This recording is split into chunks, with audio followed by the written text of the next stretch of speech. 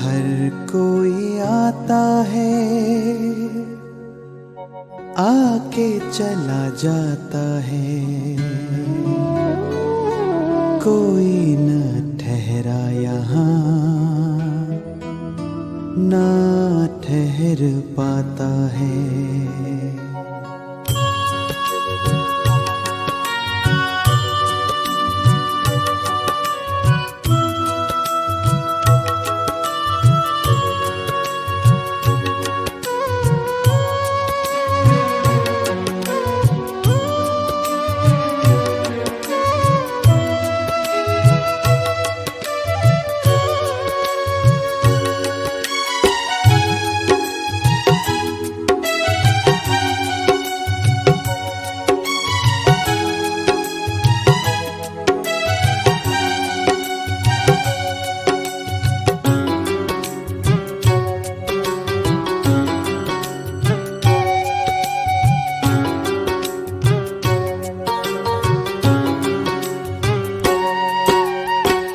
हर कोई आता है, आके चला जाता है, कोई न ठहरा यहाँ, ना ठहर पाता है। हर कोई आता है, आके चला जाता है, कोई न ठहरा यहाँ, ना ठहर पाता है। ईश्वर के बंदे कर ले ईश्वर की आराधना, पुण्य की पूंजी भर ले, बाद में न पछताना।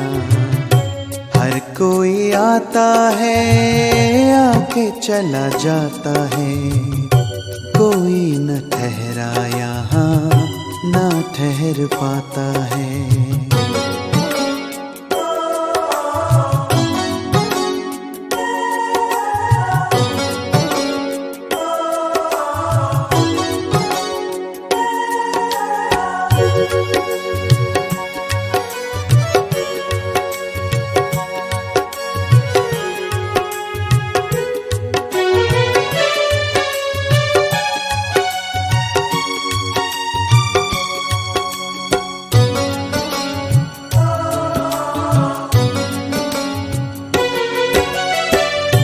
वक्त को किस तरह से तूने बर्बाद किया, लगा ले हिसाब अब तू कितना बाद किया।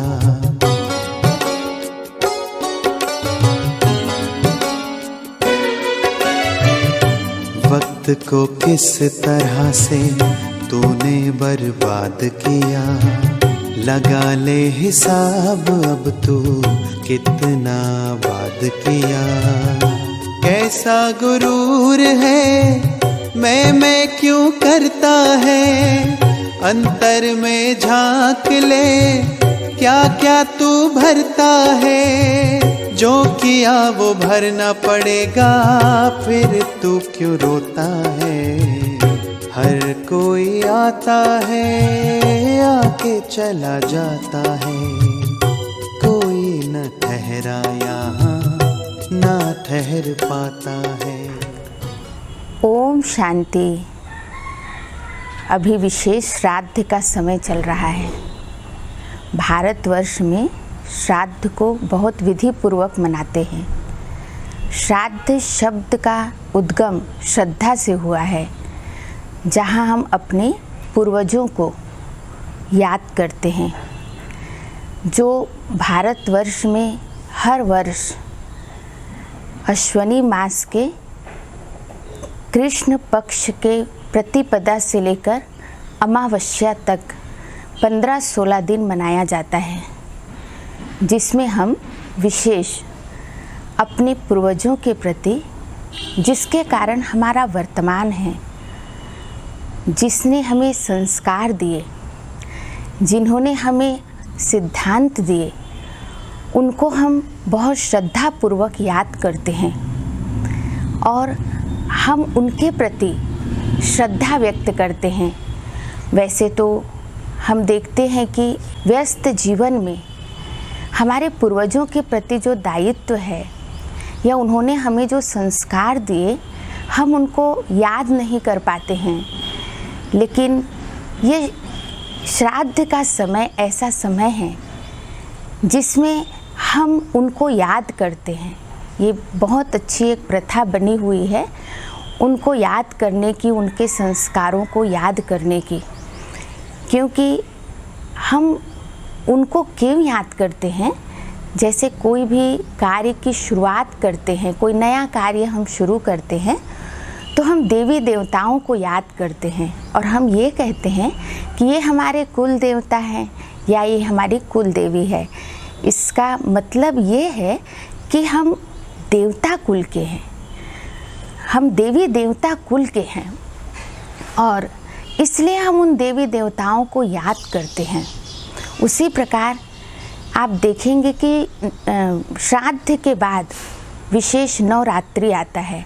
नवरात्रि अर्थात नया दिन, नया कार्य शुरू करने के पहले हम अपने पूर्वजों को याद करते हैं, क्योंकि इनके आशीर्वाद के बिना हमारा कोई कार्य सफल नहीं हो सकता। और श्राद्ध के माध्यम से हम इनको तृप्त करते हैं, इनकी इच्छाओं को पूर्ण करते हैं, क्योंकि ये पूर्वज हमारे बीज हैं और जब हम बीज को पानी देते हैं तो सारे वृक्ष को पानी प्राप्त हो जाता है। उसी प्रकार अगर हमारे पूर्वज खुश हैं, संतुष्ट हैं, तो हम सबको जो उनसे जुड़े हुए हैं उन सबको उनकी खुशी प्राप्त होती है, उनकी दुआएं, उनका आशीर्वाद हमें प्राप्त होता है। अगर ये खुश नहीं हैं तो कहीं ना कहीं हमारे वर्तमान जीवन में इनके आशीर्वाद से हमें सफलता प्राप्त होती है। इसलिए हम इनको याद करते हैं, क्योंकि हम इनसे जुड़े हुए हैं। और हम जब इनसे जुड़े हुए हैं, पूर्वजों को भी इसलिए याद करते हैं क्योंकि ये पूर्वज हमसे जुड़े हुए हैं। और जब हम इनको याद करते हैं और इनकी आशीर्वाद हमें प्राप्त होती है तो निश्चित वर्तमान जीवन में इनके आशीर्वाद हमारे हर कार्य को सफल करती है। और अगर ये खुश नहीं हैं तो कहीं ना कहीं हमारे वर्तमान जीवन में कोई ना कोई समस्या, बाधा पैदा होती है। इसलिए इनको खुश करना बहुत ज़रूरी है। और विशेष रूप से जैसे हम इनको संतुष्ट करने की कोशिश करते हैं, इनकी क्या इच्छाएं थी, ये हमसे क्या चाहते थे, इनको क्या पसंद था। जैसे कोई भोजन इनको पसंद है तो वैसा हम भोजन बनाते हैं। उनकी क्या इच्छा थी तो कभी कभी हम उनकी इच्छाओं को जानते हैं तो उनकी इच्छाओं को भी पूर्ण करने की कोशिश करते हैं। क्योंकि ये अगर खुश हैं तो निश्चित हमें भी वो खुशी मिलेगी, उनके वाइब्रेशन हमें प्राप्त होंगे, उनकी आशीर्वाद हमको प्राप्त होगी। इसलिए उनको खुश रखना, उनको संतुष्ट रखना बहुत ज़रूरी है। साथ साथ हम देखते हैं कि कोई भी कार्य जब हम प्रारंभ करते हैं तो नया कार्य को क्लोज करते हैं, नया कार्य को बंद करते हैं। तो हमारा जब नया जन्म लेना है, नया जीवन लेना है, तो हमें पुराने जीवन के सारे हिसाब किताब को चुकतू करने पड़ते हैं। अगर पुरानों के साथ हमारा कोई हिसाब किताब रह जाएगा तो कहीं ना कहीं वो हिसाब किताब हमको चुकतू करना ही पड़ता है। इसलिए उनको हम अपनी शुद्ध भावनाओं के आधार पर, श्रद्धा के आधार पर उनको संतुष्ट करते हैं, उनको खुश करते हैं, या उनसे हम माफ़ी मांगते हैं, या उनके प्रति हम श्रद्धा व्यक्त करते हैं। नहीं तो उनका आशीर्वाद अगर हमारे साथ नहीं है तो कहीं ना कहीं हमारे जीवन में भी वो सफलता हम हासिल नहीं कर सकते हैं। तो हम उनको याद करके अपनी श्रद्धा सुमन इस श्राद्ध के माध्यम से व्यक्त करते हैं। यही एक श्राद्ध का समय होता है उन पूर्वजों को याद करने का, उनके प्रति हमारी श्रद्धा को व्यक्त करने का। इसलिए ये श्राद्ध की प्रथा भारतवर्ष में चली आ रही है। और पुरानों के साथ हिसाब किताब चुकतू करना बहुत ज़रूरी है। अगर इनके साथ कोई ना कोई अगर हमारा हिसाब किताब रह जाएगा तो किसी न किसी तरह से ये हमारे हिसाब किताब चुकतू करने के लिए हमारे पास आएंगे। जैसे कहते हैं ना कि किसी के घर में कोई बच्चा जन्म लिया तो ये दादा के रूप में आया है, या ये इसके भाई जैसे लगते हैं, तो निश्चित है कि वो हमारे साथ हिसाब किताब चुकतू करने के लिए आते हैं। और कोई भी जो हमारे संबंधी हैं वो हमारे हिसाब किताब चुकतू करने के लिए ही आए हैं। आज किसी के द्वारा हमको बहुत प्यार मिलता है, किसी के द्वारा बिना कारण के भी कोई लड़ाई हो जाती, कोई नफ़रत पैदा हो जाता है, तो ये भी हमारे पिछले जन्म के कर्म का हिसाब किताब है। एक घटना मुझे याद आ रही है कि एक बार एक युगल थे, 20 साल बाद उनके घर में एक बच्चे ने जन्म लिया, बहुत खुशियाँ मनाई गई, और उसके बाद 20 दिन बाद ही वो बच्चे की मृत्यु हो गई। उसकी माँ बहुत दुखी हुई और वो भगवान से प्रार्थना करती है कि हे भगवान, मेरे बच्चे को थोड़ी देर के लिए आप वापस ले आओ, बस थोड़ी देर के लिए एक बार मुझे ये माँ कह दे। वो बहुत भगवान से प्रार्थना करती है, तो भगवान उसकी आत्मा को वापस उस शरीर में भेजते हैं, और वो उसकी माँ कहती है कि बेटा तू बस एक बार मुझे माँ कह दे। वो बच्चा एकदम बोल उठता है और कहता है, काहे का माँ, किस चीज़ का माँ? पिछले जन्म में तू मेरी सौत थी और धोखे से मेरे पति को अपना बना ली थी, और उसका बदला लेने के लिए मैं आया था। ऐसा कहकर वो बच्चा मर जाता है। तो इस तरह कहीं ना कहीं अगर हम किसी को असंतुष्ट करते हैं तो उसका हिसाब किताब लेने के लिए अगले जन्म में वो हमारे संबंधी बनकर ही हमारे पास आते हैं। और जो हमारे मन में विचार होते हैं, जो हम सोचते हैं, वही हमारे चित्त का हिस्सा बन जाता है, और वही फिर हमारा संस्कार बनता है। अगर हमारे अंदर इस समय किसी के प्रति ईर्ष्या के संस्कार हैं, किसी के प्रति नफ़रत के संस्कार हैं, तो निश्चित हम जब अगला जन्म लेंगे तो उसी ईर्ष्या और नफ़रत के संस्कार को लेकर ही जन्म लेंगे। जैसे आप देखेंगे कोई बच्चा बचपन से ही बहुत खुश रहता है, हंसता रहता है, और कोई बच्चा आप देखेंगे बात बात में रोएगा, बात बात में किसी के साथ नफ़रत करेगा, तो ये उनके पिछले जन्म का ही संस्कार है। कोई बच्चा आप देखेंगे कि हर चीज़ को एक दूसरे के साथ बांट कर चलता है, और कोई अपनी चीज़ किसी को नहीं देना चाहता है, तो ये भी उनके पिछले जन्म का संस्कार है। तो इस जन्म में जो चीज़ हम लेकर जाते हैं, ईर्ष्या, नफ़रत, जो हमारे अंदर है, प्रेम या किसी के प्रति अच्छी भावना, जो भी हमारे संस्कारों में है, उसी के साथ हमारा अगला जन्म होता है। तो हम कैसा जन्म लेना चाहते हैं? ईर्ष्या, नफ़रत वाला जन्म, या प्रेम या शुभ भावना, सद्भावना वाला जन्म? तो जैसा हमें जन्म चाहिए वैसा हमें वर्तमान जीवन को बनाना होगा, तभी हमारा अगला जीवन श्रेष्ठ बन सकता है। तो इसलिए हमें वर्तमान जीवन को श्रेष्ठ बनाना है, वर्तमान जीवन को बहुत अच्छा बनाना है, और वर्तमान जीवन को अच्छा बनाने के लिए हमारे साथ जितने भी जुड़े हुए लोग हैं उनके साथ हमें अच्छा व्यवहार करना है, उनको खुश करने की कोशिश करनी है। साथ साथ कई लोगों के ये प्रश्न होते हैं कि हम अगर इन पूर्वजों को याद करते हैं, या इनके प्रति जो भी भावनाएं व्यक्त करते हैं, इनको तर्पण करते हैं, या इनके लिए जो भोजन अर्पित करते हैं, या इनके नाम से जो इनकी इच्छा है वो चीज़ अगर किसी को दान पुण्य करते हैं, तो क्या वो उस व्यक्ति तक पहुंचता है, उस आत्मा तक पहुंचता है? तो निश्चित पहुंचता है।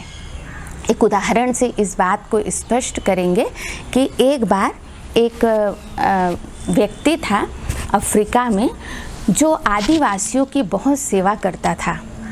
उनका जीवन ही दूसरों की सेवा के लिए था। वो सप्ताह में एक दिन दुकान में सामान खरीदते थे और जंगल की ओर चले जाते थे, और आदिवासियों को राशन, दवाई, जो भी उनको चाहिए वो उनके लिए बांटते थे। धीरे धीरे वो व्यक्ति बुजुर्ग हो गया और वापस अमेरिका अपने गृह नगर में आ गया। और एक दिन वो अपने प्रशंसकों के साथ बैठकर ज्ञान चर्चा कर रहे थे। तभी वो अपने जीवन का वृत्तांत सुना रहे थे कि एक दिन मैं दुकान में सामान खरीद रहा था, तभी एक व्यक्ति आया और मेरे पैरों में गिर गया और वो मुझसे माफ़ी मांगने लगा कि मुझे माफ़ कर देना। तो बोले, आप किस बात की माफ़ी मांग रहे हो? तो उन्होंने बताया कि आप जब बैंक से पैसा निकाल कर दुकान में सामान खरीदने जा रहे थे तो उसी समय मेरी नीयत खराब हो गई और मैं लूटने के उद्देश्य से अपने मित्रों के साथ अस्त्र शस्त्र लेकर आपको लूटने के लिए गया, लेकिन मैं देखा कि आपके टेंट के चारों तरफ 26 अत्याधुनिक हथियारों से लैस सिपाही आपके टेंट की रक्षा कर रहे हैं और हम डर के मारे वहाँ से वापस आ गए। तो वो व्यक्ति सुनाते सुनाते बहुत भावुक हो गया और कहा कि मैं एक साधारण व्यक्ति, निहत्था व्यक्ति, और कोई 26 सिपाही मेरी रक्षा कर रहे हो, वो उस व्यक्ति को दिखाई दिया। ये प्रभु कृपा नहीं तो और क्या है। तभी उनका एक मित्र कहते हैं कि ये घटना अमुक सन का 25 सितंबर का रविवार की घटना तो नहीं। तो वो पादरी बहुत याद करते हैं और कहते हैं, तुम ठीक कह रहे हो, ये उसी दिन की घटना है। तो बोले, आपको कैसे पता? तो उनके मित्र ने कहा कि उस दिन हम चर्च में प्रार्थना कर रहे थे और ऐसा लगा जैसे आप किसी मुसीबत में हैं और हम लोग सब आपके लिए उस समय प्रार्थना करने लगे और 1 घंटे के चली उस प्रार्थना में हम काल और समय से बिल्कुल उस समय उपराम थे और हमें उस समय उस प्रार्थना में हम आपके लिए ही प्रार्थना कर रहे थे। तब वो पादरी कहते हैं कि उस समय प्रार्थना में कौन कौन व्यक्ति थे? तो जब उन्होंने हाथ खड़ा किया और हाथ गिनती किया तो वो 26 लोग ही थे। तो यहाँ वो 26 लोग प्रार्थना कर रहे हैं और उधर कोई 26 सिपाही उस आक्रमणकारी को दिखाई दिया और इस प्रकार उनकी प्रार्थना का प्रभाव उस व्यक्ति तक पहुंचा, उस पादरी तक पहुंचा और कैसे परमात्मा ने उनकी रक्षा की। इसी प्रकार हम किसी भी व्यक्ति के प्रति जब अपनी भावनाएं व्यक्त करते हैं, शुभ भावना रखते हैं, श्रेष्ठ भावना रखते हैं, तो निश्चित हमारी श्रेष्ठ भावना उस व्यक्ति तक पहुंचती है। लेकिन हम किस भावना से याद कर रहे हैं, ये हमारी उस भावना पर निर्भर करता है। अगर हम उस व्यक्ति को दुखी होकर याद कर रहे हैं कि आज वो व्यक्ति होता तो कितना अच्छा होता, आज मैं उनको कितना मिस कर रहा हूँ, और उनको याद करते करते अगर हम रोने लगते हैं तो निश्चित उस व्यक्ति को भी वो दुख के वाइब्रेशन ही पहुँचेंगे। और अगर हम उसको बहुत शुभ भावना से याद करते हैं, उनके गुणों को याद करते हैं, उनके दिए हुए संस्कारों को याद करते हैं, तो हमारे श्रेष्ठ भावना उस व्यक्ति तक पहुँचते हैं, उस आत्मा तक पहुँचते हैं और वो आत्मा भी वहाँ पर आनंद और खुशी का अनुभव करता है। तो हम जो सोचते हैं, जिस भावना से सोचते हैं, तो हमारी भावनाएं उस व्यक्ति तक जरूर पहुँचती है और उनकी आशीर्वाद हमें प्राप्त होती है और हमारा वर्तमान जीवन निश्चित ठीक होता है। तो इसलिए हमें उस श्रेष्ठ भावना से, उस श्रद्धा से हम कोई भी उनके प्रति दान कर रहे, पुण्य कर रहे या उनको कुछ भी तर्पण कर रहे हैं, उस श्रद्धा से करेंगे तो हमारी श्रद्धा उस व्यक्ति तक पहुंचेगी और उनकी आशीर्वाद भी जरूर हमें प्राप्त होगी ही। साथ साथ हम देखते हैं कि हम जो उनके प्रति तर्पण कर रहे हैं उसमें शुद्धि की बहुत ज़रूरत है। हमारा तन मन धन बहुत शुद्ध हो। श्राद्ध के दौरान हम कोशिश करें कि हम गलत खान पान का प्रयोग, जैसे मांस मदिरा आदि का प्रयोग न करें।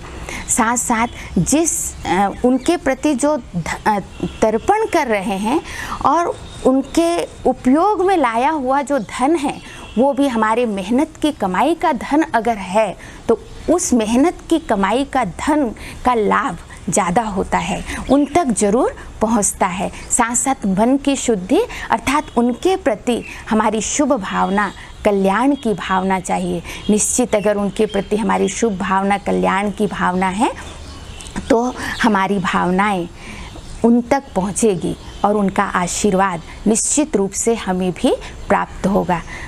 साथ साथ जैसे बताया कि जैसा हम सोचते हैं वो संस्कार हमारे साथ जाता है, इसलिए हमें अपने वर्तमान समय संस्कारों को श्रेष्ठ बनाने की ज़रूरत है, क्योंकि संस्कार ही साथ जाते हैं।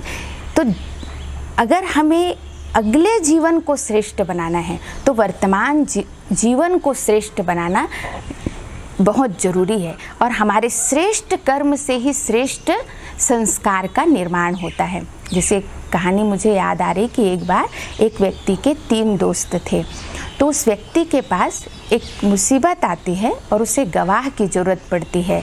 तो वो सोचते हैं कि मैं अपने तीनों दोस्त से सहायता मांगूं। तो सबसे पहले वो अपने पहले दोस्त के पास जाता है जो उसका 24 घंटा साथ रहता है। वो सोचता है ये मेरी मदद ज़रूर करेगा, तो उनके पास जाता और मदद मांगता है तो वो साफ मना कर देता है कि मैं आपकी बिल्कुल मदद नहीं कर सकता। और फिर वो दूसरे दोस्त के पास जाता है जो उसको 8 दिन 15 दिन में मिलते थे। उसके पास जब वो गया तो कहा मैं तो आपको केवल कोर्ट के गेट तक छोड़ सकता हूँ, उसके आगे नहीं जा सकता। वो सोचा कोर्ट के गेट तक तो जाने के लिए मैं ही सक्षम हूँ, मुझे तो गवाह की ज़रूरत है। फिर वो तीसरे दोस्त के पास जाता है जो उसको साल, 1.5 साल, 2.5 साल में कभी कभी मिलता था, और उसके पास गया और कहा आप मेरी मदद करोगे? तो उसने कहा मैं आपकी ज़रूर मदद करूँगा। वो कभी कभी का दोस्त मदद करने के लिए तैयार हो गया। तो ये तीनों दोस्त हमारे इस जीवन यात्रा में भी कहीं ना कहीं साथ है। जो पहला दोस्त है वो हमारा शरीर, जो 24 घंटा हमारे साथ रहता है, और हम इस शरीर के लिए सब कुछ करते हैं, लेकिन यही शरीर हमें सबसे पहले धोखा देता है, सबसे पहले साथ छोड़ता है। दूसरे दोस्त हैं हमारे सगे संबंधी माँ बाप, जो हमें शमशान घाट के गेट तक ही ले जाकर छोड़ सकते हैं, उससे आगे आज तक कोई गया है? कोई नहीं गया है। और जो तीसरा दोस्त है वो हमारे श्रेष्ठ कर्म या बुरा कर्म जो भी हम करते हैं वही हमारे साथ जाता है। यही श्रेष्ठ कर्म ही या बुरा कर्म ही हमारे साथ जाता है। ये कर्म अंत तक हमारा साथ रहता है, धर्मराजपुरी तक गवाह के रूप में हमारे साथ होगा। इसलिए हमें श्रेष्ठ कर्म करना है। ये 3 चीज़ें हमारे साथ जाती हैं, बाकी स्थूल चीज़ें हमारे साथ नहीं जाती है। हम जो स्थूल चीज़ें उनको अर्पण करते हैं अपने पूर्वजों को, वो स्थूल चीज़ें उन तक नहीं पहुंचता है, लेकिन हमारी जो भावनाएं हैं, श्रेष्ठ भावनाएं हैं, वो उन तक पहुंचता है। तो हमारे साथ भी जाने वाली ये 3 चीज़ें हैं, मन, बुद्धि और संस्कार। ये 3 चीज़ें होती हैं। मन में हम विचार करते हैं, बुद्धि में हम निर्णय करते हैं, और जो कर्म करते हैं उसका संस्कार बनता है। तो मन रूपी हैंडबैग में श्रेष्ठ संकल्प, बुद्धि रूपी अटैची में गुण और शक्तियाँ, और संस्कार रूपी बिस्तरा में श्रेष्ठ कर्म की पूंजी, यही हमारे साथ चलने वाली है। इसलिए जितना हो सके हम श्रेष्ठ कर्म करें। और वर्तमान समय अभी हम देखते हैं कि परमात्मा तो हम सर्व आत्माओं का पिता है, और परमात्मा बीज रूप है। बीज परमात्मा को जब हम याद करते हैं सच्चे दिल से, सच्ची भावना से, तो वो बीज रूप परमात्मा को याद करने से उनके जो बच्चे हैं, आत्मा रूपी जो बच्चे हैं, उन आत्मा रूपी बच्चों तक श्रेष्ठ भावना, शुभ भावना जरूर पहुंचती है। तो जब हम सच्चे दिल से, प्यार से, परमात्मा से सुख, शांति, पवित्रता की शक्ति प्राप्त करते हैं, तो वो शक्ति हमें तो प्राप्त होती ही है, लेकिन साथ साथ हमारे साथ साथ सभी आत्माओं को भी प्राप्त होती है। इसलिए उस बीज रूप परमात्मा को याद करके सबके प्रति शुभ भावना और शुभ कामना हमें जरूर रखनी है। जितना हम दूसरों के प्रति शुभ भावना रखेंगे तो हमारा जीवन भी श्रेष्ठ बनता जाएगा, महान बनता जाएगा। तो वर्तमान जीवन को जितना हम महान और श्रेष्ठ बनाएंगे उतना हमारा भविष्य भी श्रेष्ठ बनेगा ही। इसलिए अपनी सच्चे मन से, श्रद्धा से सबके प्रति शुभ भावना रखें। साथ साथ हमारे से अगर कोई भूल हो गई हो, कोई गलती हो गई हो, तो हम सच्चे दिल से अपने पूर्वजों को सामने रख कर उनसे हम माफ़ी मांग लें। जो हम माफ़ी उनसे मांगेंगे तो निश्चित वो हमें माफ़ कर देंगे और हमारा वर्तमान जीवन सुखमय, शांतिमय हो जाएगा। नहीं तो अगर वो असंतुष्ट हैं, वो अगर खुश नहीं हैं, तो उनके कारण हमारा ये वर्तमान प्रभावित होता रहेगा और हम अपने जीवन में कभी भी खुश और संतुष्ट नहीं रह सकते। इसलिए यही एक श्राद्ध का समय होता है जब हम अपने पूर्वजों से आशीर्वाद लें, कोई की हुई भूल की माफ़ी ले लें। इसलिए विशेष श्राद्ध का पर्व मनाया जाता है। ओम शांति।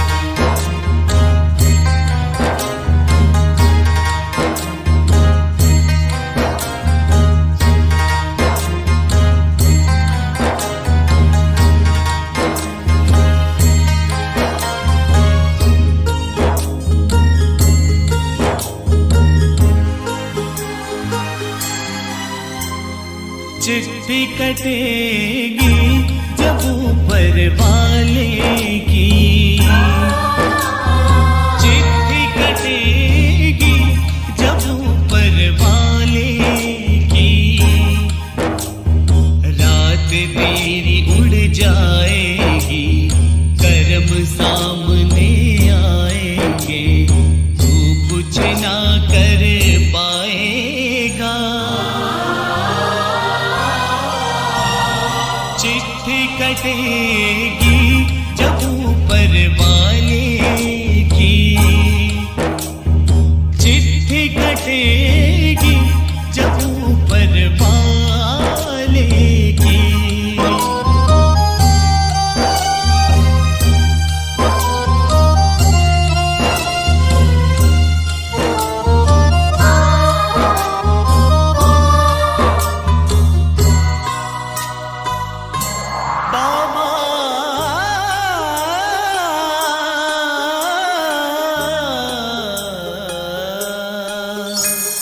बरसों की तू क्या सोचे, पल का कुछ पता नहीं, प्राण तेरे जब निकलेंगे सभी संबंधी जमा होंगे, चम्मच भर गंगा जल के सभी तुझे पिलाएंगे, पानी के लड्डू को सामने रख चले जाएंगे। जब कोई जरूरत ना होगी, जब कोई जरूरत ना होगी तुझको उस खाने की। चिट्ठी कटेगी जब ऊपर वाले की, चिट्ठी कटेगी जब ऊपर वाले की।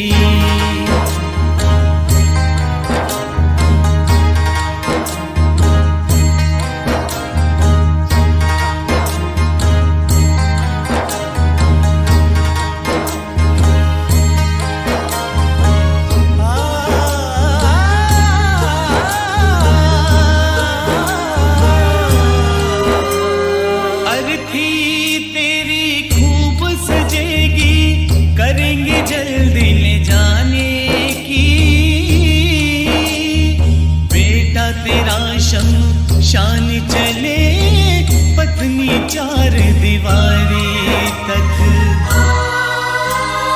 लकड़ी से जला देंगे और जल्दी करेंगे नहाने की,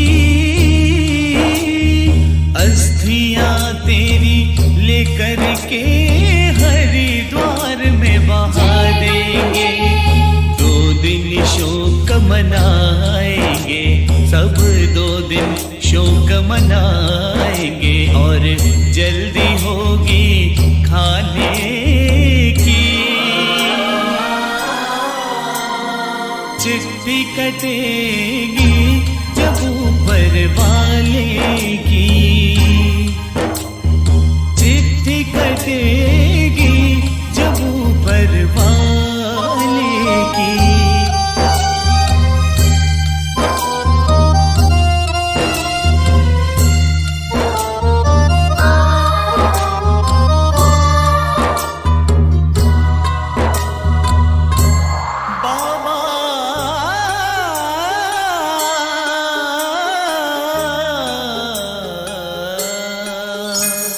स्वार्थ की ये दुनिया सारी पल में तुझे भुला देगी।